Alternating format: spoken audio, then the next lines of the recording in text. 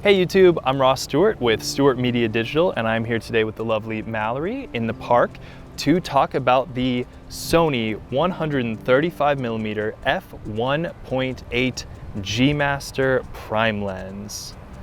Now, this lens is really exciting to me. I love taking portraits, I love blurry backgrounds, I love compression, I love subject separation, so by all means this lens should be amazing for me, but this is my first actual shoot with it, so let's test it out. Let's talk about the build quality, the bokeh, the subject separation, and really put it through its paces for a first impression taking portraits at around golden hour.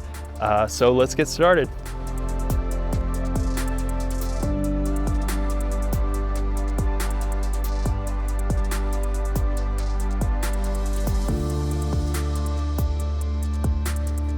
Yeah, just like that, perfect. Ooh, yeah. All right, 3, 2, 1. Nice, love it, nice. Ooh my gosh, love it. Okay, perfect. So the first thing I noticed with this lens is that the focal length of 135mm is not immediately intuitive to me.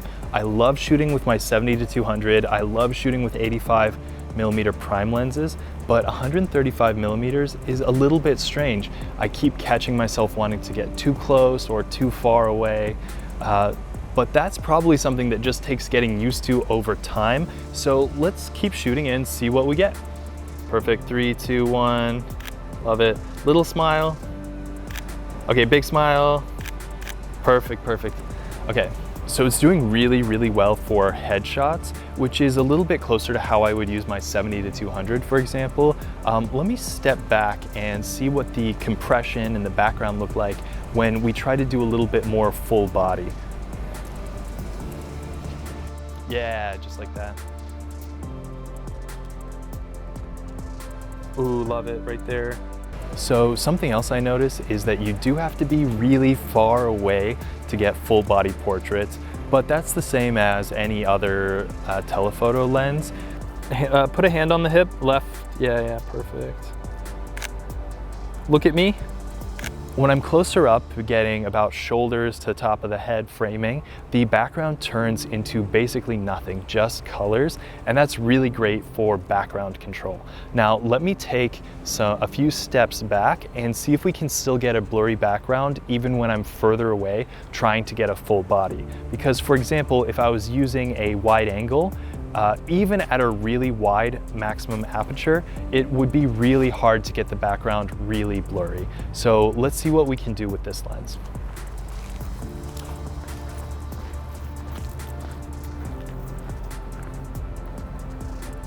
Awesome, right there. We're at 3/4, beautiful. Look off again, just a little bit. Oh, nice. Man, the sun is hitting your hair just right. Love it, love it. And there it is, awesome.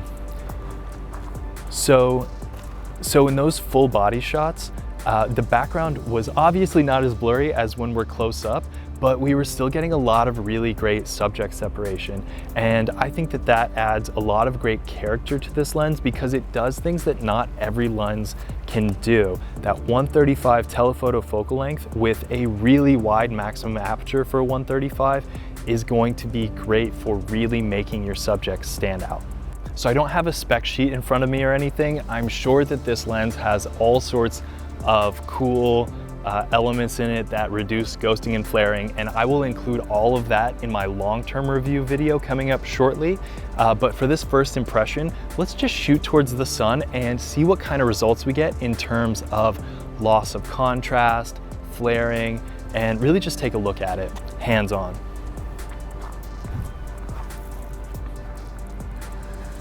All right, so this is probably one of the most extreme situations because I'm really pointing it right into the sun. The sun is right behind her.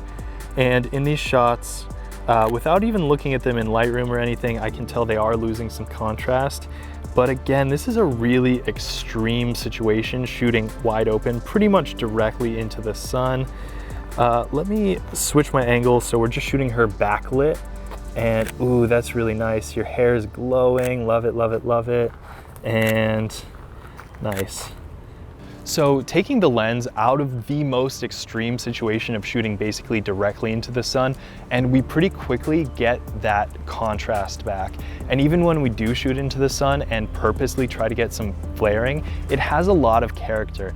This huge front glass element, all the amazing glass inside of this lens, handles it really well in a way that looks purposeful. And sometimes you do want flaring in photos, so if you know what you're doing, this lens can definitely produce some very deliverable, very artistic results in terms of that flaring. Back at me, and then a little smile again. Get even closer to it. Perfect. I'll need to take a closer look in Lightroom, but my first impression of the sharpness is that this lens is incredibly sharp. Maybe one of the sharpest lenses I've ever tested. When I punch in on the eye, you get so much detail. I am shooting at a relatively low ISO of ISO 400, so we're not losing too much detail and we're still getting really, really razor sharp results. So far, I'm really impressed with the sharpness of this lens. So back to subject separation, and I know I'm gonna be a little bit repetitive about this, but honestly, that's one of the most exciting things about a lens like this. So in this situation right here, I have her sitting with a less than pleasing building behind her, but the sun and the colors and everything, they all work really well together.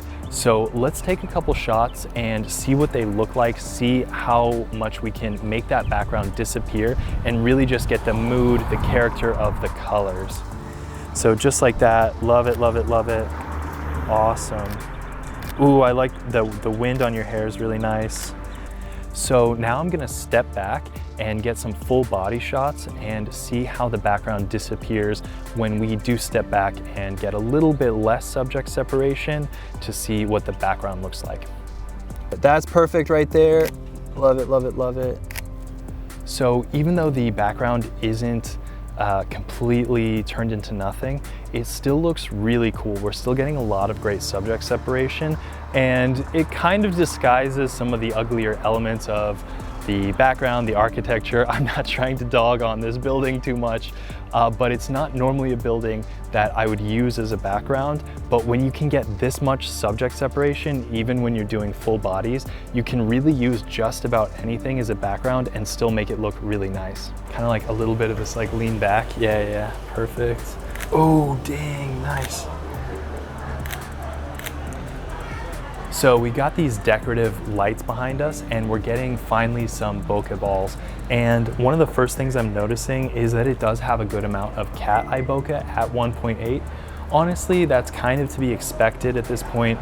Every Sony lens that I've tested does have a good amount of cat eye, but until you get into really expensive cinema glass, again, that's just sort of to be expected. Let me stop down a couple stops though and see if we can get it a little bit rounder. So when you stop down to 2.8, the bokeh balls become almost perfectly round. The background is still really blurry, and that's something really great about telephoto lenses. You don't need to have a super wide open aperture to get blurry backgrounds. So 2.8, which is still decently wide open, on this lens still gives you really nice blurry backgrounds, but the bokeh balls become really round. So you do have some options. I, of course, love shooting wide open most of the time, but 2.8 on this lens is still really reasonable and still has a lot of character. So I found this corridor, this alley, to really get an idea of how much subject separation you can get from further away. All right, one more time right there, perfect, and awesome. So now I put the Atomos on the camera to get a live view of what the focus is like. So I have it on back button autofocus. I'm using eye detect autofocus. So I'm gonna have her walk towards me and we will see how well it tracks that eye as she walks towards me. Go ahead and walk towards me.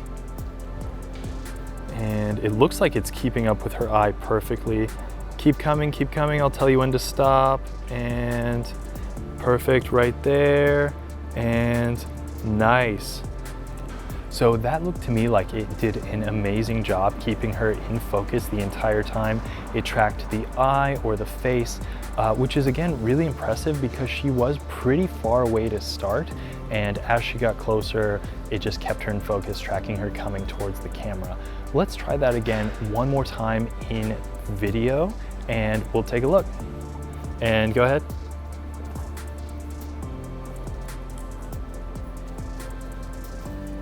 And right there. So that looked pretty good to me. Again, this is the Sony a7 III, so it does not have eye detect or face detect in video mode, but I did just put that box right on her face, and as she walked closer, it looked like it kept her perfectly in focus the whole time. But here's the footage. I'll let you be the judge.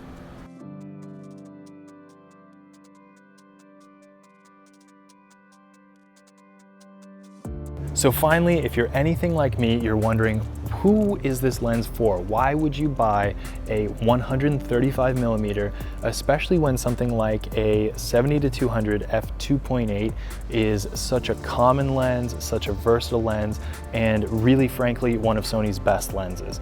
So let's just compare them real quick. Let's take a couple shots with the 135 and then compare it to the 70-200 at 70 and 200, just to compare the character and all the subjective things about what does and doesn't make one photo or one focal length better than another. We've completely lost the sunset, golden hour came and went, and now it's basically completely nighttime, but we have this nice canopy of trees, some nice street lights. So let's take a few shots, and that looks really cool right there. Now let me switch to the 70-200. So let's take a similar shot right here, and perfect. And now let me take a few big steps back and zoom into 200 and try to get that same framing.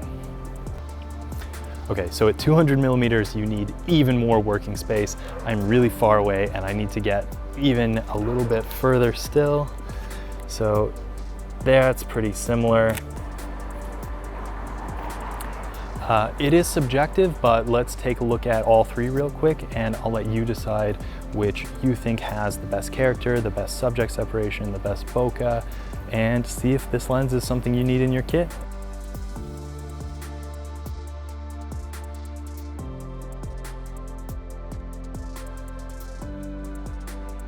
Now that I've been using the lens for a little bit, let's go over the build quality. Again, I don't have the spec sheet right in front of me.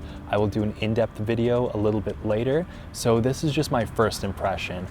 It is really sturdy, it's hefty. It does feel really front heavy on my a7 III. I bet it would feel even more kind of ridiculously front heavy on an APS-C body like I have an a6500. But it does feel good. It is really sturdy. It is a plastic construction. The manual focus ring it's rubberized and it does feel pretty good. It feels like focus by wire though. I do not think it's full-time manual focus. It does have a manual aperture ring, which I've grown to really like. A lot of people hate on them. I really like them, but again, it's all about just your shooting preferences.